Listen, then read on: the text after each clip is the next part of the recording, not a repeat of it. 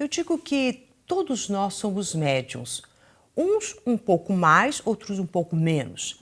E o que é mediunidade, senão a nossa sensibilidade mais aflorada e a nossa capacidade de percebermos o invisível de uma forma muito natural. Quando eu falo que todos nós temos mediunidade, porque todos nós temos uma tal glândula chamada pineal. E essa glândula pineal ela fica bem aqui no meio da nossa cabeça. Ela é uma glândula pequenininha que tem vários cristais. E quanto mais cristais você tem nessa glândula, maior a sua sensibilidade. Os antigos diziam que é justamente esta pineal que nos conectava a Deus, né? Que a nossa alma estava conectada ao Supremo através dessa glândula pineal e não no coração. Isso foi assim uma coisa bem chocante na época que foi dito isso.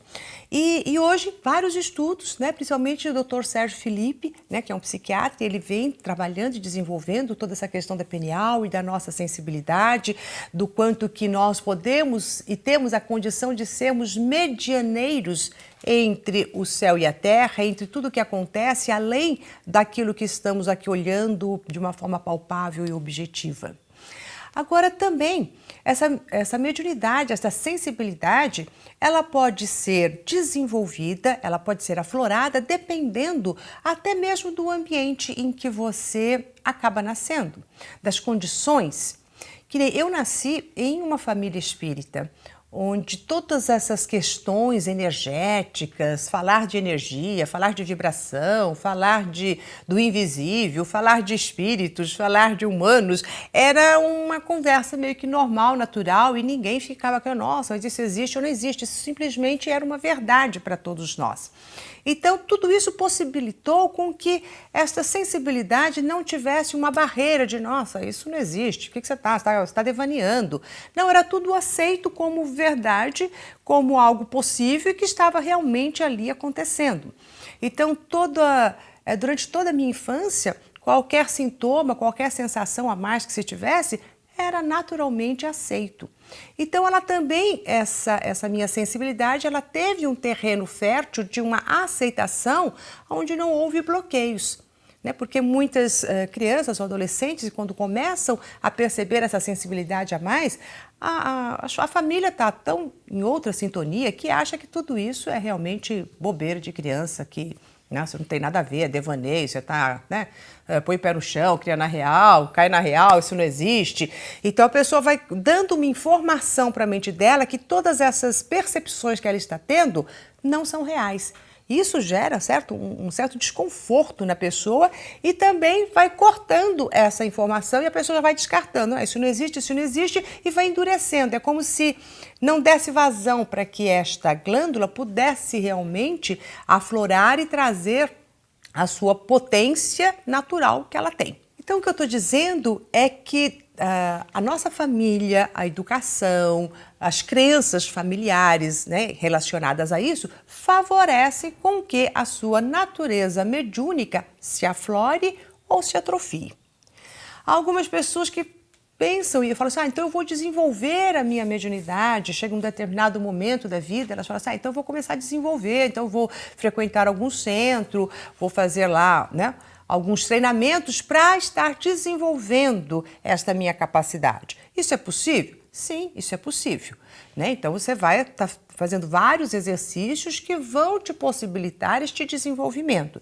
E aí vai da vontade da pessoa em querer realmente ativar essa sua potência. Tem algumas pessoas que morrem de medo, falam, nossa, eu não quero desenvolver nada, não quero ver, não quero sentir, não quero isso, porque ficam com medo deste invisível. O medo deste invisível, ele tem a origem em toda a educação que ela teve, achando que esse invisível é horrível, é feio, nossa, como é que eu vou lidar, como eu vou deixar de lidar com tudo isso? Então, às vezes, elas iniciam isso com um certo receio, ou às vezes até mesmo com uma coisa, uau, vou conseguir perceber, vou conseguir ver, sentir. E também não é nem uma coisa nem outra, não é nem um uau e nem uma coisa horrorosa. É simplesmente você conseguir detectar o que está se passando no nosso mundo energético. E que esse mundo energético, nós somos influenciados por ele. Né? Você pode dar o nome que você quiser a essas influências, atribuir o que for, mas nós somos influenciados.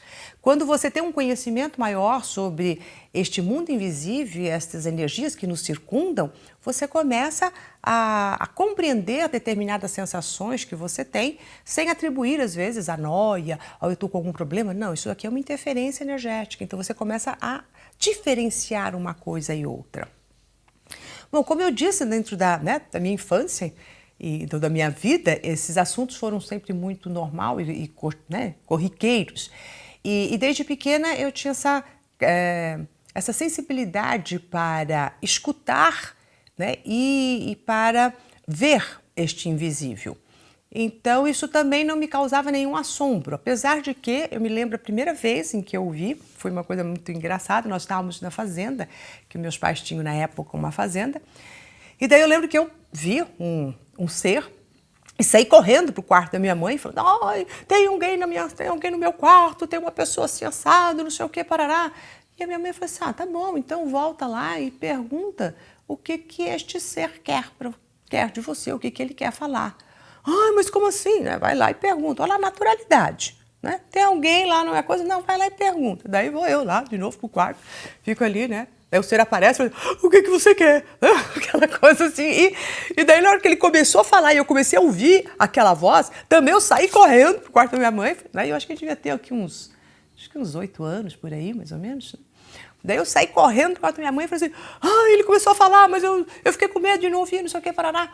Daí ela chegou e falou assim, então se acalma, né? É um espírito do bem, não tem nada de ruim, então você volta, faz as suas orações, agradece a presença dele e durma. Em nenhum momento minha mãe foi até o quarto comigo, né? Em nenhum momento ela fez disso um alarde ou falou assim, nossa, que coisa horrorosa. Não, era normal, natural, vai lá e agradece esse ser que está ali. E foi o que eu fiz. Né? E quando eu comecei a agradecer a presença daquele ser ali, daquela pessoa, né? Daquela força, daquela energia, eu fui me acalmando, aquilo foi me trazendo uma tranquilidade e dormi. Você imagina isso, às vezes, né, acontecendo numa família que talvez não tenha esse conhecimento. Né? Primeiro ia achar que a criança estava inventando, que estava criando, que não tem ninguém, bobeira, não tem nada no teu quarto, vai lá e dorme, menino, cara, para com isso, né? Eu ia entrar lá no quarto, o que tem? Aqui não tem nada. E com isso ia estar dando que, nossa, a criança está vendo algo. Os pais estão dizendo que ela não está vendo nada. Então eu não posso confiar em mim. Eu não posso confiar nas minhas sensações e nas minhas percepções.